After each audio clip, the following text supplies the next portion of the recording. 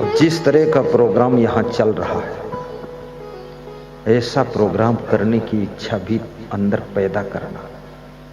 अपने गांव में कम से कम मरने के बाद तुम्हारा 10वां होता, 12वीं होती, 13वीं होती, 18वीं होती है, उससे कोई फायदा नहीं।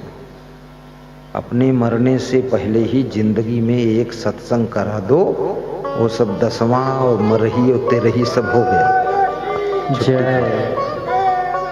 जय। सब जिंदा ही तर गए लोग, छुट्टी मिल गई। और जब मर गए तो उनकी हड्डियां लिए वहां जा रहे गया प्रयाग में। अरे उन हड्डियों में कुछ नहीं है, जिंदा हड्डी तार दो, गांव में सत्संग करा दो, बूढ़ों की भी खोपड़ी सही हो जाए, बीड़ी पीना छोड़ दें, इनकी मुक्ति हो जाए। एक सत्संग भक्ति का मार्ग सुख का मार्ग है।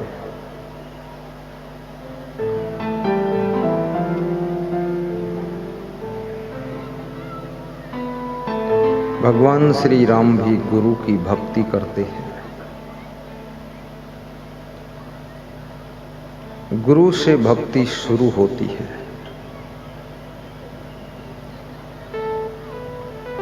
गुरु के बिना भक्ति अज्ञान भरी रहती है। गुरु गुकारश्च अंधकारस्त रुकारस्त निरोध कृत अंधकार विनश्यत्वात् गुरु रित्य विधीयते। गुरु उसे कहते हैं जो हमें अंधकार से प्रकाश की ओर ले जाता है। कौन सा अंधकार है?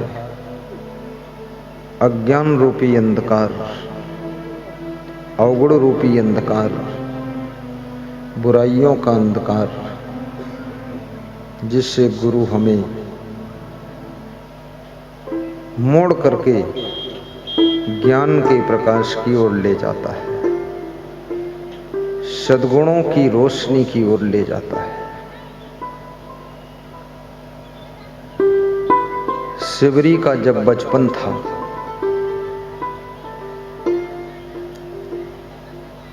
प्राचीन काल में बचपन में विवाह होते थे। पूर्वज लोग को सोच करके कम अवस्था में विवाह की व्यवस्था कर देते थे। धीरे धीरे समय परिवर्तन चक्र के अनुसार विवाह की उम्र सीमा बढ़ती चली गई। आज शासन प्रशासन तय करता है कि तुम्हारा विवाह किस उम्र में होना चाहिए। तो शासन ने ये तो तय कर दिया है कि इतनी उम्र से पहले नहीं होना चाहिए, लेकिन ये भी तय कर दे कि इतनी उम्र के बाद भी नहीं, बीच में कर ही लो। शिवरी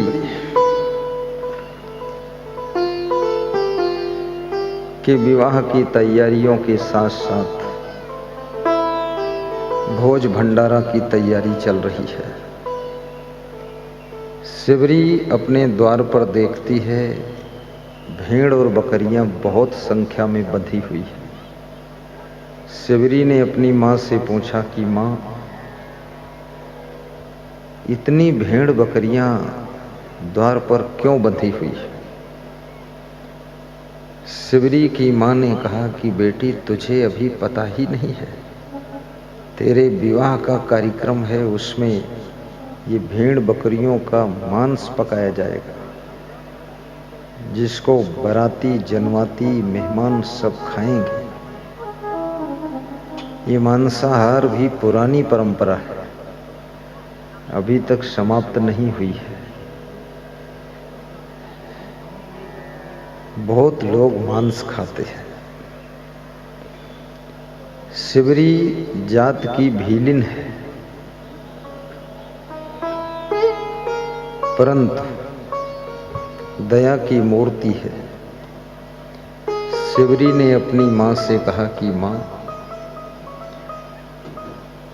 जब मेरे शादी के कार्यक्रम में इतनी भेड़ बकरियों की जिंदगी की बर्बादी होगी, इससे अच्छा है मैं शादी ना करूं,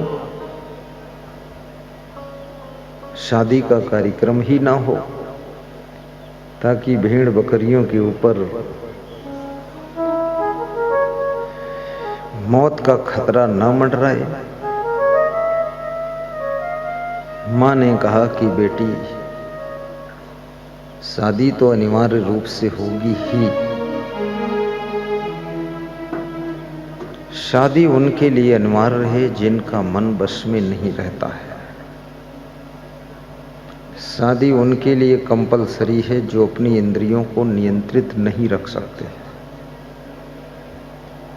परंतु जो लोग अपने मन और इंद्रियों को बस में रख सकते हैं, उनके लिए शादी अनिवार्य नहीं है। इच्छा हो तो करें, इच्छा हो ना करें। शिवरी मन में विचार करती है कि मैं बच्ची हूं, मेरी कौन सुनेगा, क्योंकि माता पिता भी अपनी जिद में होते हैं, बच्चे की कोई सुनता नहीं। और बच्चे तो बच्चे हैं ही, और बच्चे को बच्चा समझकर लोग सोचते हैं अभी इसको समझ नहीं है,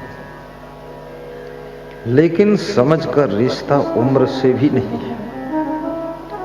समझ का संबंध माता पिता होने से भी नहीं है। कभी कभी बचपन में भी समझ आ जाती है, ज्ञान हो जाता है। और कितने लोग 80 वर्ष के हो जाते हैं लेकिन ज्ञान बिल्कुल होता ही नहीं है। 80 साल के बूढ़े ताश बैठे खेल रहे हैं, मंदिर के बरामदे में गांजा पी रहे हैं, जुआ खेल रहे हैं 70 साल के बुजुर्ग लोग। इनको समझ कहाँ आई है? इन बुजुर्गों से नवयुवक पीढ़ी क्या सीखेगी, बच्चे क्या सीखेंगे? ध्रुव को 5 वर्ष की उम्र में समझ आ गई थी कि भक्ति करना चाहिए, तप करना चाहिए। प्रहलाद को बचपन में ही समझ आ गई थी कि भक्ति करने के लिए मनुष्य जीवन मिला है। कितने लोगों को 117 साल की उम्र में भी समझ नहीं आती। बाराबंकी जिले में उत्तर प्रदेश में अमलोरा गांव में सत्संग था। वहां एक बूढ़ा व्यक्ति दूसरे बूढ़े व्यक्ति को लेकर आया, बोला इनको गुरु मंत्र दे दो। तो मैंने कहा ये तुम्हारे कौन है? बोले हमारे पूज्य पिताजी हैं। हमने कहा तुम? बोले मैं इनका ज्येष्ठ पुत्र हूं। तो मैंने कहा इनकी उम्र क्या है? बोले 117 साल के हैं। मैंने कहा तुम्हारी उम्र? बोले हमारी भी 82-83 वर्ष हो गई है, और बहनें बड़ी हैं, तो अभी तक गुरु मंत्र नहीं लिया। तो उनके पुत्र ने कहा कि अभी भी लेना नहीं चाहते, हम जबरदस्ती लाए। तो हमने कहा तुम भी बुजुर्ग हो? बोले हम भी 82 साल के हैं। बोले मेरे लड़के भी बुजुर्ग होने लगे हैं, वो भी 60 साल के। बोले 5 पीढ़ी के बाप बैठे हैं, अजर अमर विनाशी बाप है मेरा, और गुरु मंत्र लेना नहीं चाहता है। तो मैंने कहा तो क्यों लाए फिर? बोले जबरदस्ती इसके गले में माला डाल दो, नहीं तो ये नरक में चला जाएगा।